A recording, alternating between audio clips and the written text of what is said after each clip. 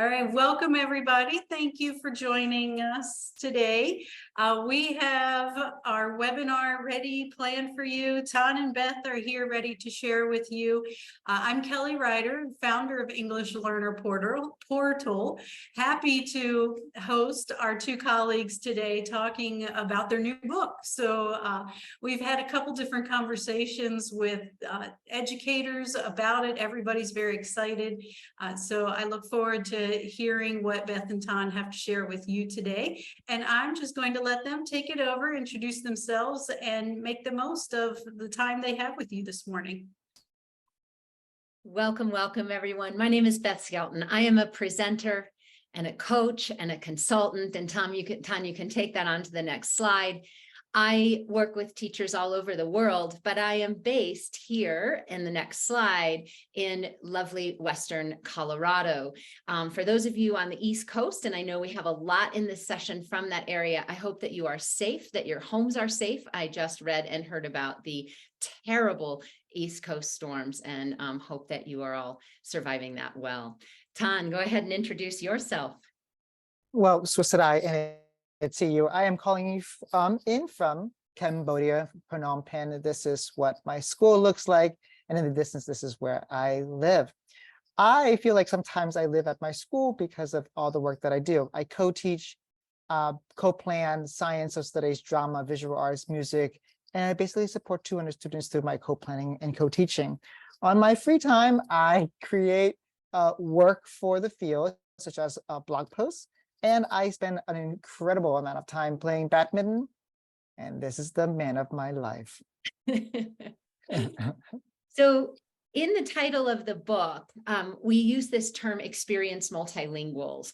And so before we get into the leadership framework, we want to be very clear about who we're addressing in this framework.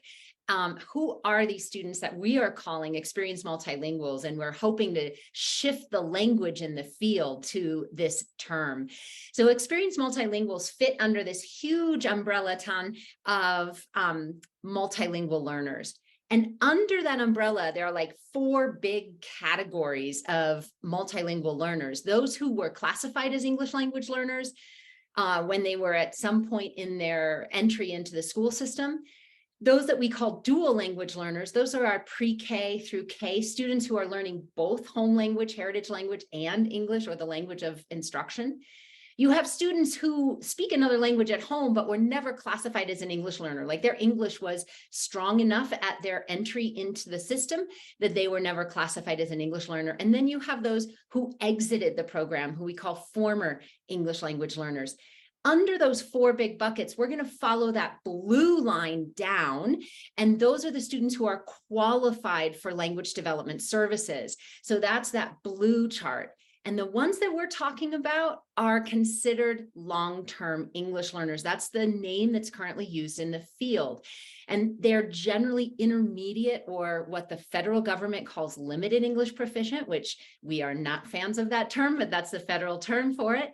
And so we're looking at these students who have been classified as an English language learner for 5 or more years and are still required to take that test every year in your state, whatever that test is, to see if their English has progressed far enough to have them exit and go into the yellow category of former English language learners. So these are the students that we're addressing right now, and we're going to argue that we should call them experienced multilinguals. Ton, you can take to the next slide. So now that you have an idea of who experienced multilinguals are, those students 5 or more years in the system, could you please type in the chat your current role? I know we have a lot of leaders from all over the area, and then maybe a percentage, you could put like a comma, and the percentage of experienced multilinguals in your school or your district. That would be great. We'll give a quiet moment here to type that in. And if you don't know, it's fine. You can just put a question mark. Thanks, Lydia. So for those of you who are teachers in the session, we're going to be introducing a lot of things that may be outside of your sphere of influence, but you can bring this information back to your school leaders. So about 40%, wow. So 100% of the students are experienced multilinguals, about 20% in some districts that are coming in. about 15%. So in that very small school district, maybe only 1%, you may want to look at the English language learners who are still qualified in the secondary. My guess is that it's more, but it's hard. It's, again, depending on the size of the district. About 10% in St. George's, Prince George's, not St. George's. Anyone else? In many districts that I'm working with, we have 7,000 in the Winston-Salem, Forsyth County schools. Thanks, Nancy.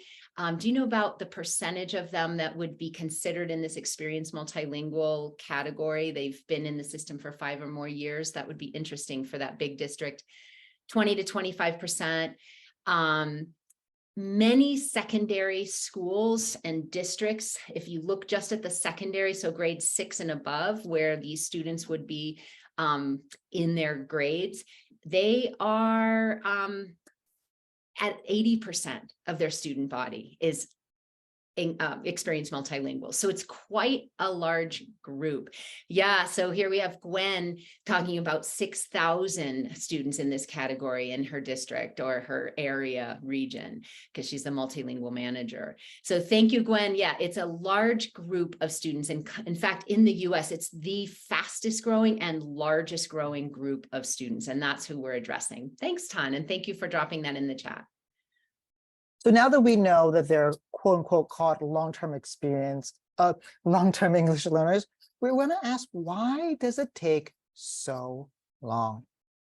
Well, when we're not looking at beginners, let's say that they're doing an experiment and they have to talk about pondweed, water, and lamp, the beginners might say much bubble.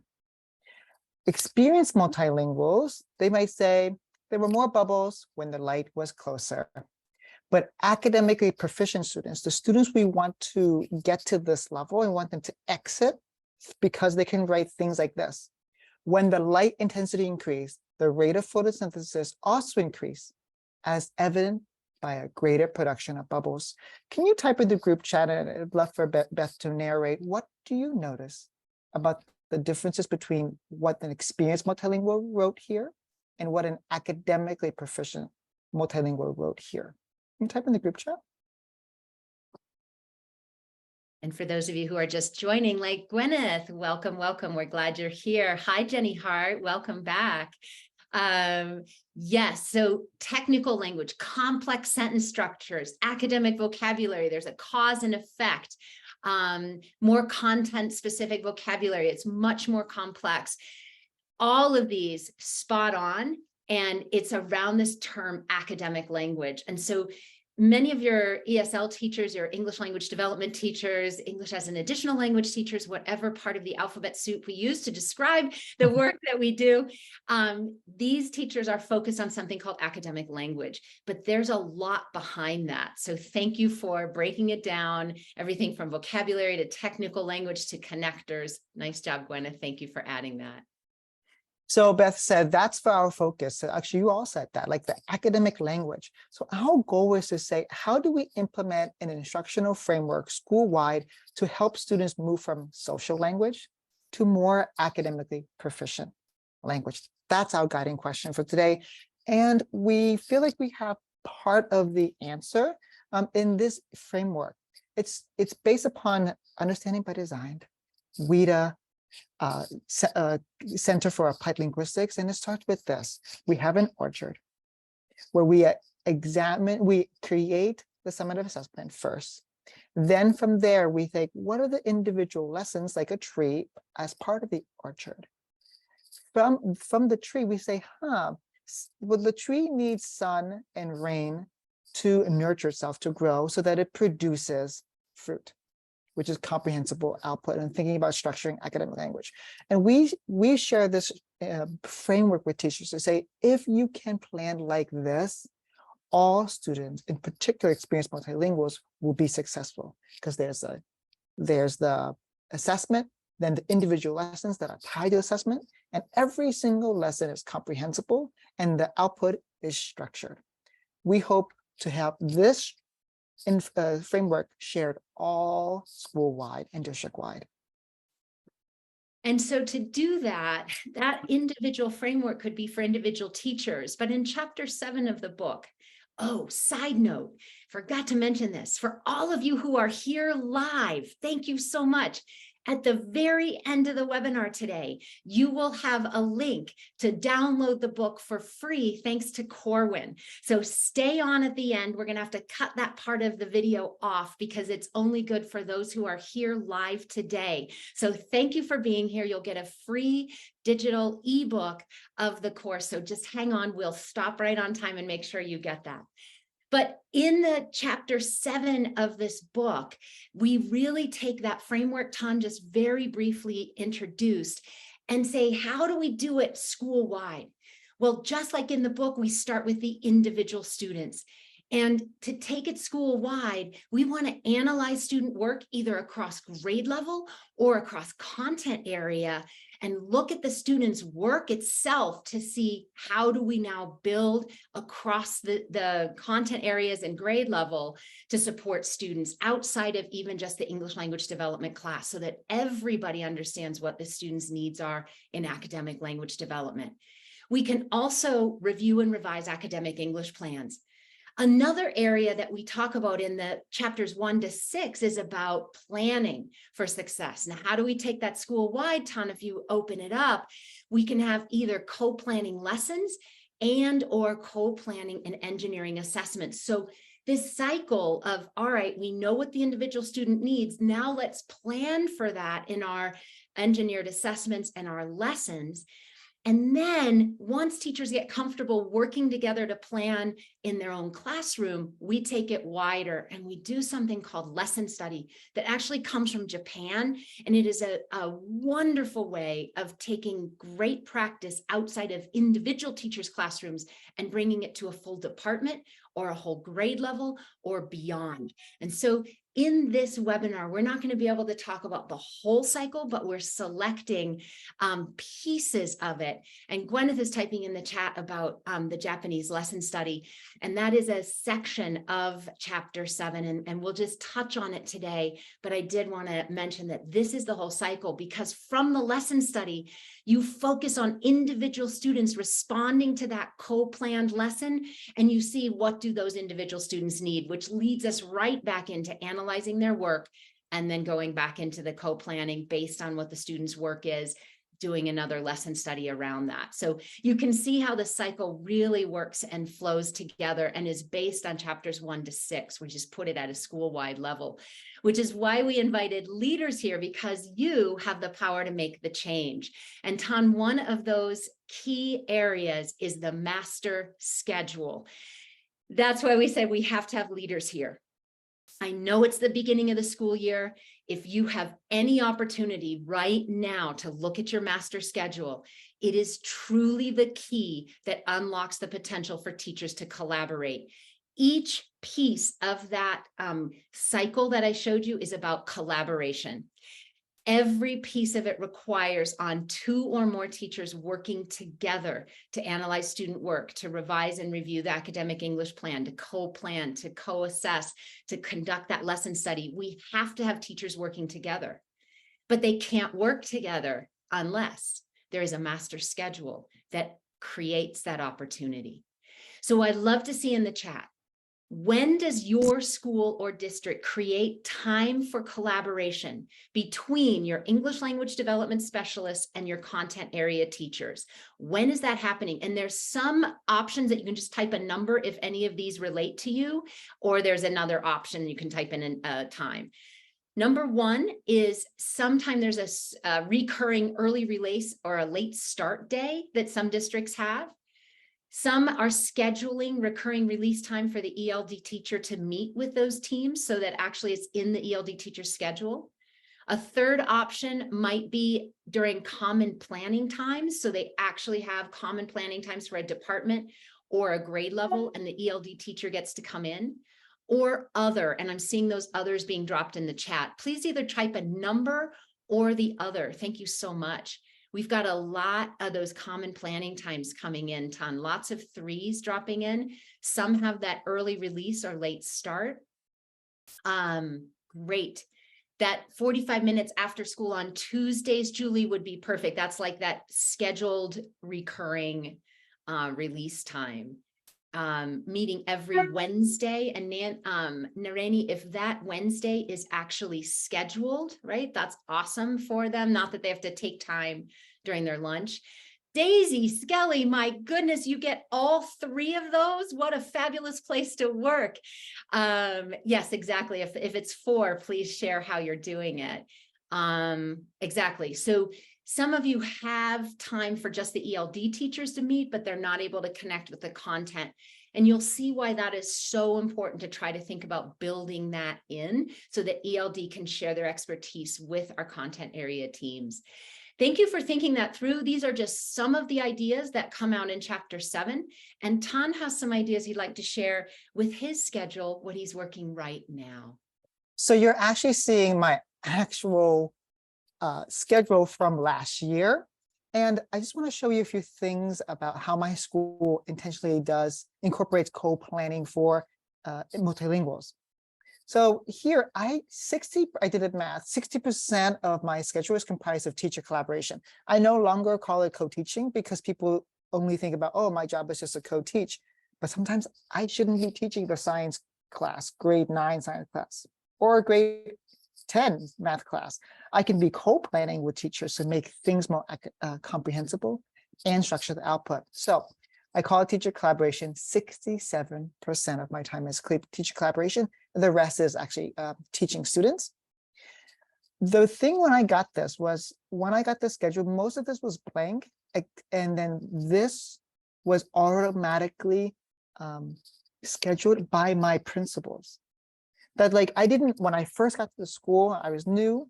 They didn't say, go try to convince other teachers to co-plan with you. It was already in my schedule, right?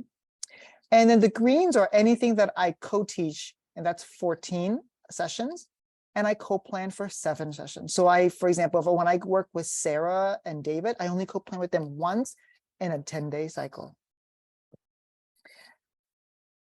Tan, can you go back for just a second?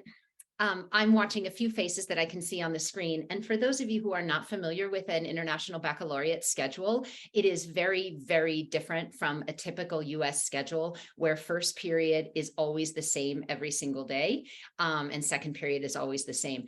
They mix things up, and so every day is different. And so when I taught in an International Baccalaureate system like Tan's, it was March, and I still didn't know what I was teaching on a Tuesday in March because every day changed. It's like a 10-day cycle. Tan, what is your cycle? A 10-day or? A 10-day cycle, yeah. So you only get the same class again after 10 days, after 2 weeks. So every day for 2 full weeks is different for the students. So you never have math 7th period for every kid all the time.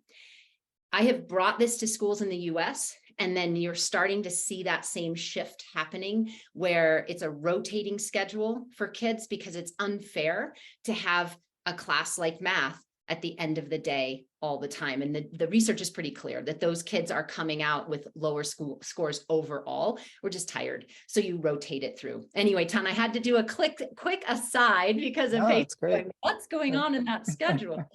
And I guess what you're really seeing is that I'm co-planning not just with content teachers, I'm co-planning and co-teaching in drama classes, in music classes, in art classes. Yes, I go to science classes. Yes, I go to social studies classes, but all as much as possible. And this schedule, you can see this in grade 6, 7, and 8th and 9th grade teachers who are teaching in my role as well. So we have a whole school approach to it. And that's really what we're trying to get at, is that it's a whole school approach, that every teacher truly is a language teacher for experienced multilinguals. It's not just in words. It's like, this is what we do. So once you have that collaborative time scheduled, where we're saying our ELD specialists have something to offer to all content area teachers, and we're going to make that offering happen by scheduling this time in, then we say, okay, what are we doing during that time? And that's what we're going to go into now, is these 3 different areas. Tan, if you go back for just a second, we're not going to be able to take all of the things that I mentioned at the beginning, but we're going to start with just analyzing student work. So when 2 teachers come back together, What do they do to analyze student work? We're going to look at an example from one of Tan's students that exactly happened in his school when they analyzed student work and what happened as they co-planned based on that analysis and what happened when they made changes. So go ahead, Tan. Thank you. So the lesson we're going to look at is actually from Sarah and David, one of my co-teachers that I co-plan with, grade 9. And the work is to have students learn about electricity. It was between August and October. That was the unit. And they had to, at the end of the assessment, design an experiment to test a hypothesis about voltage. They had to conduct the experiment, collect data, analyze the data, and produce a lab report. This is really rigorous work. And we didn't say, no, those students can't be part of our class. We planned together to say, how can we make this learning expectation meaningful and accessible for students? So I inherited a document that had students that was supposed to help students through the writing process of the lab report. And this is the original lab report here that you can see the original scaffold. There's a table directing students to fill in the table. And of course, there are sentence starters here. My experiment is reliable and fair because the data I collected is articulate because, and even a sentence stem. Really fabulous. However, when we analyze students' work, which Beth will get to right here, they got together as a team, and Gwyneth was asking in the chat, does the content area teacher have in the schedule, their schedule, that Tan is with them and that is planning time? Yes, they don't get a choice to say, hey, Tan, I have other planning to do today. That is scheduled there with Tan. So they get together, they bring these lab reports in, and they wanted to analyze the students' work. Remember, this is an experienced multilingual. The student is in 10th grade, has been in an international school their entire career, but that student goes home and speaks languages other than English. Take a quiet moment now and look at the language that you see in this report.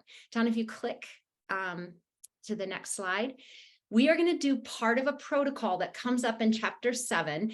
We have lots of protocols because we believe when teachers get together to work together, a protocol can guide their time together and make it more productive. It also keeps the work focused on students and not on whether Tan was a good teacher, whether he did a nice job of scaffolding that, or whether the teacher, the student had a bad day. It's about the student work. So this is the first phase of a protocol for analyzing student work, is that we as individuals, we're not going to take the whole 3 to 5 minutes, but we're going to record evidence of what we see the student can do. Please click in the vocabulary, the sentence structure, the organization, and the context of this work. Now, those of you who are language specialists, you know that this is what we look at. These are the areas of academic language beyond just vocabulary. But we're going to give you a quiet moment. This can be in the chat. Anything you're noticing, go ahead, Tan, you can click so they can see that work again. What do you notice about that student's work? And you can type specific words, you can type specific phrases, you can do it in general, saying something about the sentence structure, whatever's jumping out. And so if we were in the team together, we would be doing this individually, just like this. Jenny is saying she sees more than vocabulary. They're looking at building blocks for complex sentences and the type of writing. Gwyneth, this first sentence is super long. Thank you so much. We're going to talk exactly about that. The sentence structure, the graph not on the trend line, that kind of phrase. We see sentence and syntax and sentence structure. Tan, they are nailing it. And this is what Tan and his co-partner, his colleague, did when they looked at the student work. Go ahead. Thank you so much. Oh, Gwyneth is noticing the use of prompts. Thank you. We're going to talk about that. Maybe a misuse of some of the terms. Go ahead. So notice that the sentence frames are up at the top. I wanted that there because Gwyneth, you nailed it. Go ahead, Tan, click. What we find is that they did use the frames. The purple frame at the beginning, the most significant problem that affected my data and conclusion is, and then they went on because, and Gwyneth noted, wow, that's a complex sentence, yeah? And then the second one, they grabbed the data I collected is accurate because, and they went on. So right away, Tan and his partner noticed they're using our sentence frames. And they were like, okay, that's good, right? But then they got in and looked at the language behind it. And Tana, if you click to the next slide, they noticed that the student did a pretty solid job of finding the vocabulary and using it. Like most of the electrons don't go through, it should have been plural, or the electricity, somebody noticed that. So in general, they were using the vocabulary in the proper context, and they used a lot of the vocabulary that was taught. So they were pretty pleased with vocab. And then they went on and analyzed that sentence structure again, and Tana, if you click, and they saw this use of the frames actually caused a problem. And Gwyneth, you called it out right away. Go ahead and click. We also had Gwen. Those two paragraphs that are there, they don't have any cohesion. There's just this random paragraph about a problem, and then the data I collect is not accurate, but there's no connection between the two. So at that level of organization, there wasn't much organization, and the sentence structure seemed to be awkward, as Gwenda said, like really long and complex, because the sentence frame pushed them into that structure. So the frame actually caused the problem, is what Tan and his partner decided. So Tan, I'm going to let you talk about what happened next. Do you want to talk about this one complex? Oh yeah, that's what I just said it without it Okay. on the screen. It was Okay. just one complex structure or sentence, but it tried to incorporate the sentence starter. Like clearly the student was trying to do what they had, but it was like, they didn't know what to do now. It's like the problem is, and then, right, this whole thing came out. So the next thing that we do in the protocol that's in the book is after teachers write their notes, they say, what are our next steps for instruction? And that's where the magic happened between Tan and his partner. So we went during co-planning time and we said, okay, how can we re-engineer this scaffold to really help students? And we looked at the evaluation and we co-planned the lab report from the beginning again. And I wanted to be like, let's write all sentence starters. She's like, no, we can't do this sentence starter thing anymore. So we said, okay, how about we use something called an instructional box, where the first part of the box is colored in and it has their segments. Like I said, okay, for the evaluation, what are the things you want? What are the parts? Is there 1, 2, 3 parts? She said there's 2 parts of the evaluation. They have to first evaluate your methodology and then suggest improvements. Okay, so I wrote that down. I said, let's go back to the first part, evaluating your methodology. What do you want students to do there? Well, here are things they have to do. They have to identify at least one strength and describe part of the methodology which gave them more reliable results. They then have to give at least 2 limitations of the methodology. They had to make sure that they think about things that happened during their lab that was beyond their control. Make sure to put these in order of importance, most important and significant.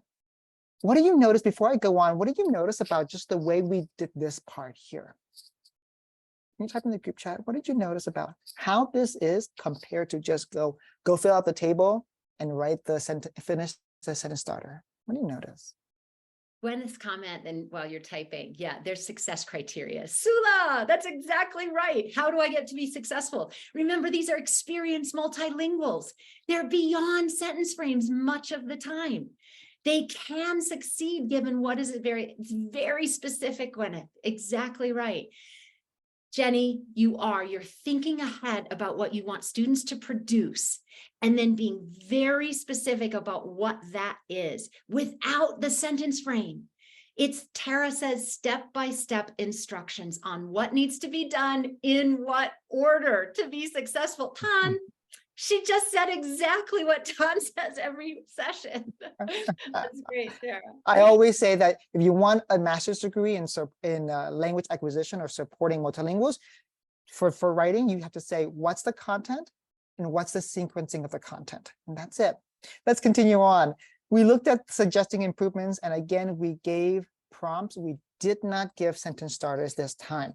Sentence starters would be great for beginners, but not experienced multilinguals. And let me show you the work that the student did. We were blown away. This is just part of what the student wrote. There, it like went on for 3 more paragraphs, but I don't want to show you that. Let me show you the sentences here. The strength of my methodology is what equipment I should use for my experiments, and how many trials I should do for each length of the elodia. That's the seaweed plant. The trials from the tables show that it is an interval. For example, 3 centimeter length of elodia increased until the trial 4 and 5 were increased by 3 bubbles. Look at the 2 ideas that the student is saying. Here's one and here's another, and I'm going to provide an example with numbers. This is the kind of writing that we want students to move from. And they produce this without a single sentence starter. We're not saying sentence starters are bad.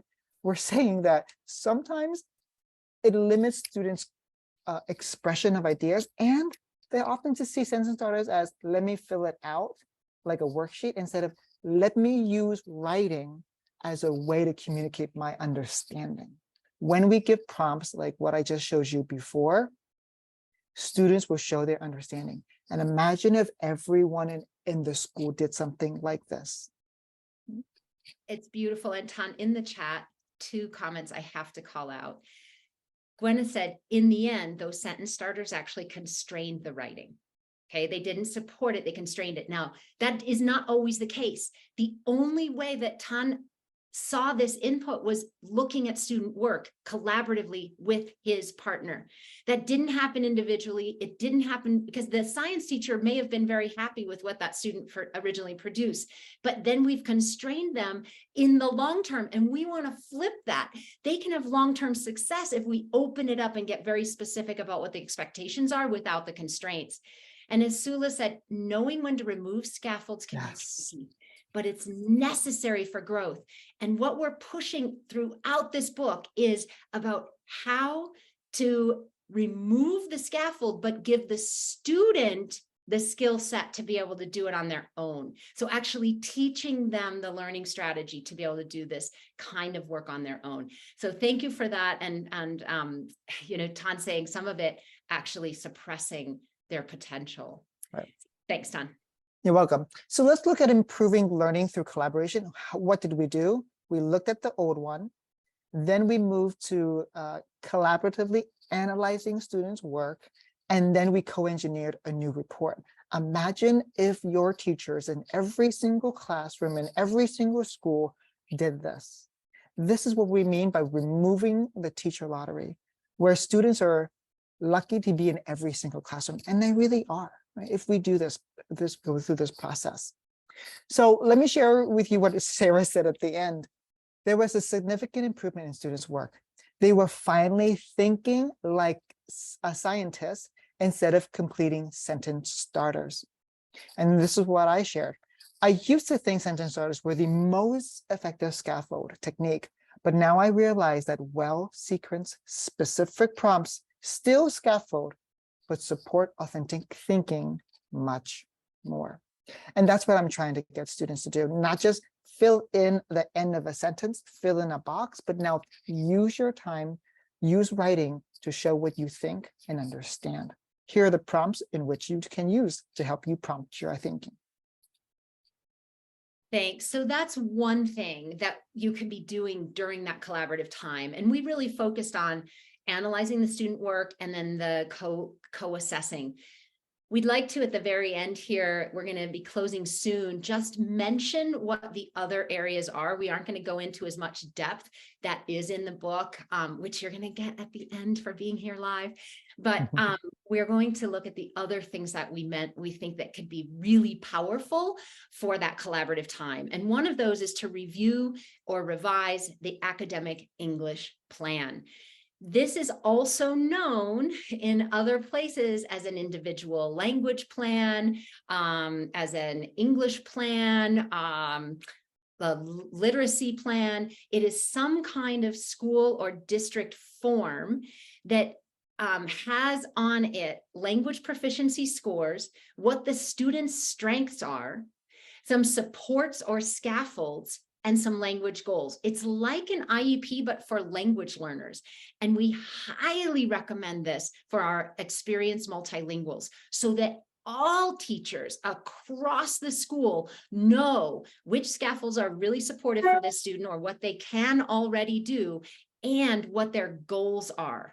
And so I'd love to know, does your school or district share some form of an academic English plan, whatever you call it? In Gwenda's district, it's a language acquisition plan that's across South Dakota. So they have a LAP, South Dakota, right? Is there anything that you have in your school or district for your experienced multilinguals? If you want to type that in the chat, I know there's all kinds of acronyms or names for them. So Gwen is using the proficiency language descriptors from WIDA and then handing those to teachers. I like that, but I find the descriptors often very linguistically heavy, and that science teachers may or may not understand that. Elevation, yes, Patricia has this kind of thing built into their system. The question on that is that it's kind of automatically generated and may or may not fit the specific needs of that individual student. So if you're allowed to tweak it on elevation, awesome.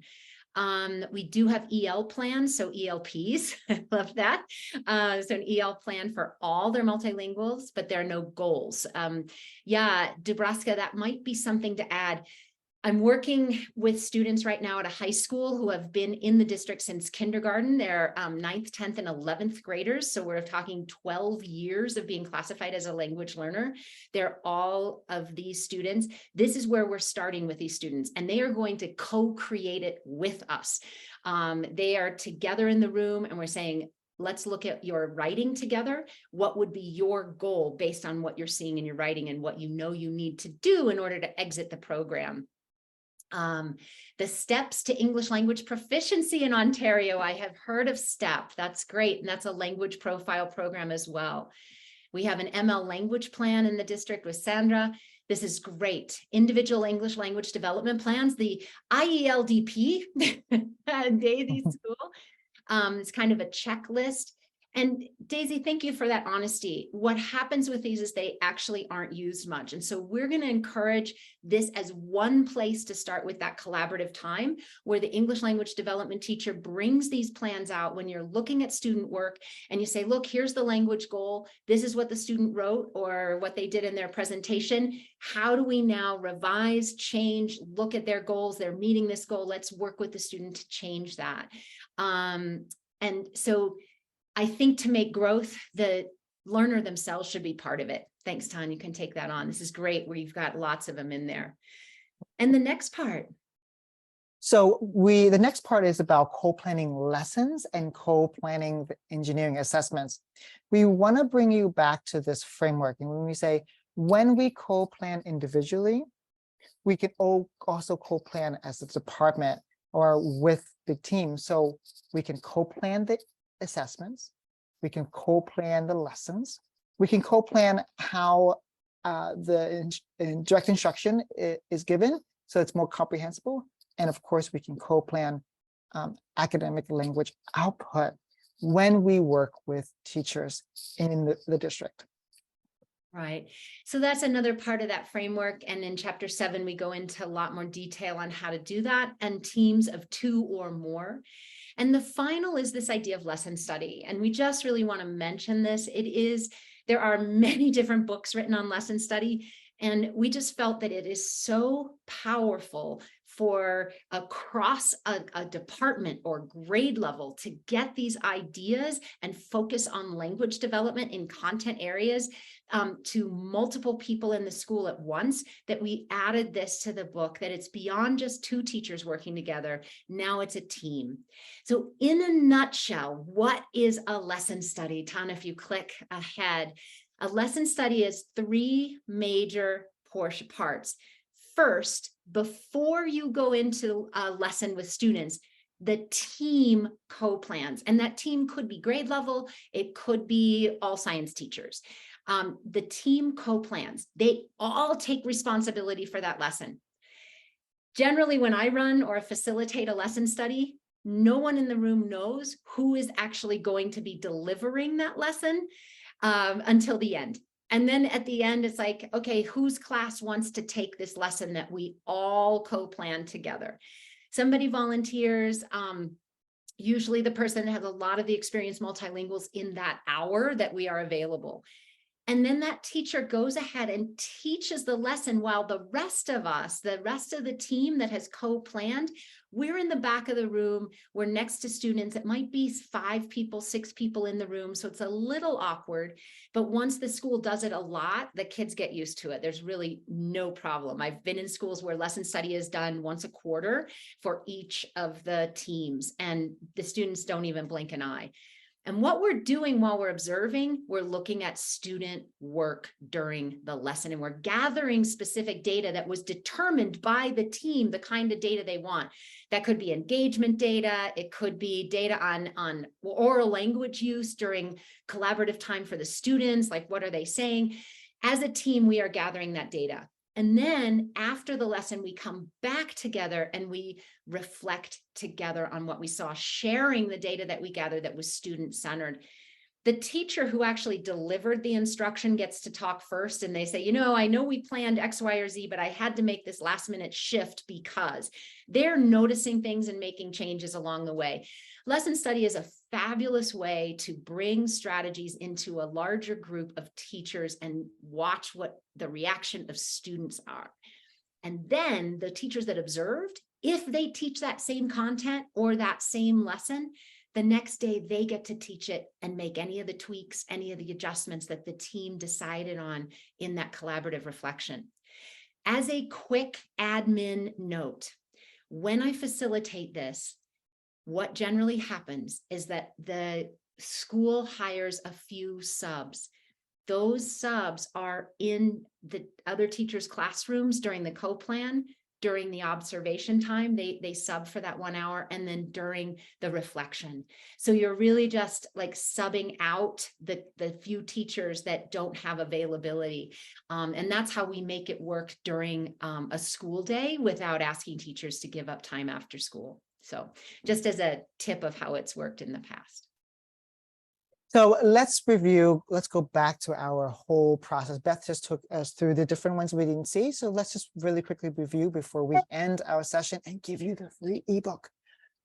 We start with individual students, and we analyze student work and review their and revise their academic English plans. From there, we expand out just into the next level where we think about from the individual, we go to the classroom. Can we co-plan with a teacher at the lesson level and the assessment level? Once that is achieved, let's go bigger to now, not just one teacher in one department, but the entire department. And they can do what Beth just shared, conduct a lesson study so that there's an awareness of the practices and the needs of students in that lesson study. And I'm so excited to see that Sula saying that that is the professional learning model that they use in mathematics.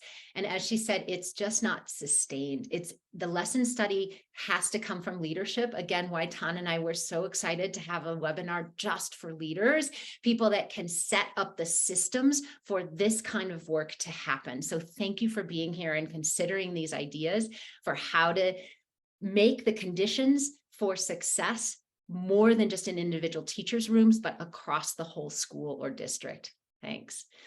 And now we have some opportunities to learn more. We have a 15-hour book study course through English Learner Portal. It is launching in September. And here is the QR code and the link. It's through English Learner Portal where you got registered for this webinar. And starting September 7th, I believe, or September 5th, we have another cohort of asynchronous teacher leaders, anyone who's interested, as well as your content area teachers. They get a copy of the book when they register for the course, and it is asynchronous, but Tan and I are responding all the time to comments that are coming in through that course. Thank you, Kelly. Async begins September 11th. Sorry, I got the wrong date. So that's coming up, and we would encourage you to share that with your teachers. We have a lucky winner. Kelly, do you have that list in front of you that you can go with who's here and how are we going to do the lucky winner? Gina DeMarco Wall. Woo, Gina, thank you so much. Gina, congratulations. So Gina will get a book coming to her from Corwin. Gina, just email me, please, with your email address. Thank you, and I'll get that out to you. We've got some other exciting things happening. Tan, go ahead. Beth, can you type in your email again for Gina if You she bet. didn't see that slide? We also have something here for you, particularly if you have a 15-person live virtual book study, meaning like if you are having 15-person book study, it doesn't have to be virtual. We will give a free hard copy book, plus provide a 30-minute webinar with one of us. If we can do two, it's great. If we can't, we can do one of us, so that we can support your book study at the end. So get a group of teachers, 15 of them together, readings of this book, and then sharing, because that's really where, what do we envision with this? It's not like just buying a book. It's like teachers, content teachers sitting down and saying, how do we do this? And here's examples that I saw from this chapter. I implemented this chapter, and this is what it looks like. That's what we're really trying to get to happen. Like teachers coming together and sharing the expertise from the book, applying the principles and putting it in their own, situating it, grounding it in their own context. In South Carolina, in Ontario, wherever you are, in South Dakota, wherever you are, situating it in your context. That's why we want to do that. And we have the asynchronous book study. We've already talked about that. We can click forward. Thanks, Tan. This is also exciting. Everyone's a winner, so don't worry. If you don't have Gina, you can still get the book for $30, which we've provided a 20% discount on Beth's website. So Beth, you can go on the Google on the slide with people so that they can 20% off. This is from Corwin. This is so lovely. I think they can do it as well in Canada. So I actually just on my website, bethskelton.com, if you click on books or resources, it's under that. And I just made it a $30 list price. I just discounted it. It's a little over 20% discount. So that's on the website. Everyone gets that.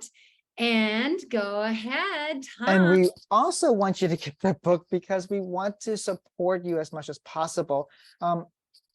What we have created is a live book chat where on these dates at 7 to 7:30 p.m., everyone comes on Twitter, and then we put out questions one at a time, and people respond to them. So you read a chapter, for example, on September 16th, you read a chapter, intro and the chapter 1.